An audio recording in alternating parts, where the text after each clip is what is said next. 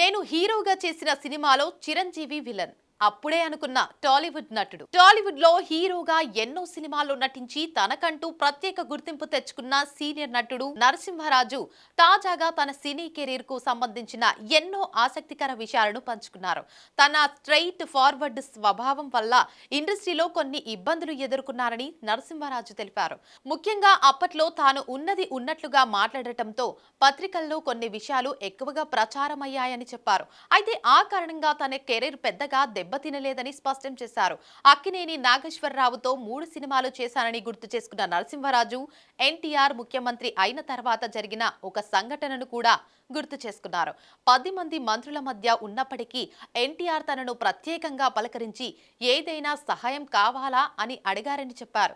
అయితే తాను సహాయం కోసం రాలేదని, సినిమా ఇండస్ట్రీ నుంచి వెళ్లి ముఖ్యమంత్రి అయిన ఎన్టీఆర్ ను చూడాలనే ఆనందంతో వచ్చానని చెప్పినట్లు తెలిపారు.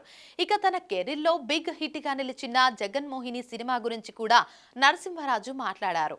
అప్పట్లో ఆ సినిమా మంచి విజయం సాధించిందని, అందులో నటించిన జయమాలినికి కూడా మంచి మార్కెట్ వచ్చిందని గుర్తు చేశారు.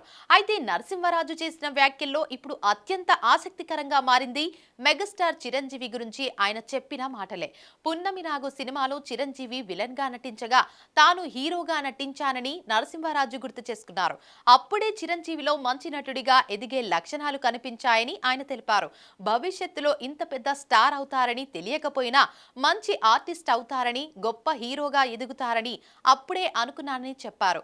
ఇక చిరంజీవి ఎదుగుదల చూసి తనకు ఎలాంటి అసూయ లేదని, తన పక్కన ఉన్న వ్యక్తి జీవితంలో, వ్యాపారంలో లేదా నటుడిగా ఎదిగితే తనకు సంతోషమేనని నరసింహరాజు అన్నారు.